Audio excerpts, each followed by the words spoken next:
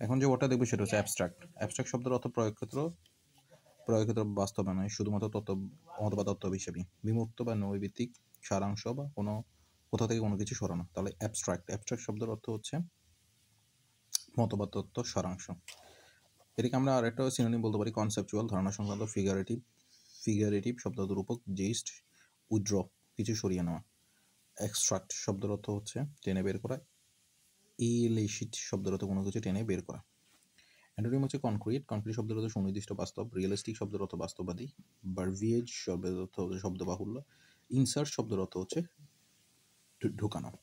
তাহলে অ্যাবস্ট্রাক্ট শব্দের অর্থ প্রয়োগের ক্ষেত্র বা বাস্তবে নয় এমন, শুধু মতবাদ তত্ত্ব হিসেবে। আচ্ছা, অ্যাক্লেম শব্দের অর্থ প্রশংসা করা। টু প্রেজ পাবলিকলি, প্রকাশ্যভাবে। ইনথুজিয়াস্টিকলি অর্থ প্রশংসা। সিনোনিম হচ্ছে অ্যাপ্লাউড শব্দের অর্থ হচ্ছে প্রশংসা করা। অনার শব্দের অর্থ শ্রদ্ধা বা সম্মান। অ্যাপ্লাউজ শব্দের অর্থ হচ্ছে প্রশংসা। অ্যাপ্লাউড বা অ্যাপ্রুভাল শব্দের অর্থ অনুমোদন। অ্যান্টোনিম হচ্ছে রিভোক শব্দের অর্থ তিরস্কার।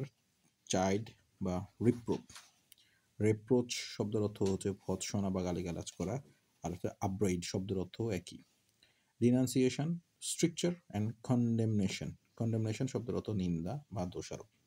তাহলে অ্যাবস্ট্রাক্ট শব্দের অর্থ তত্ত্ব, মতবাদ, সারাংশ, আর অ্যাক্লেম শব্দের অর্থ প্রশংসা করা, প্রশংসা। ধন্যবাদ।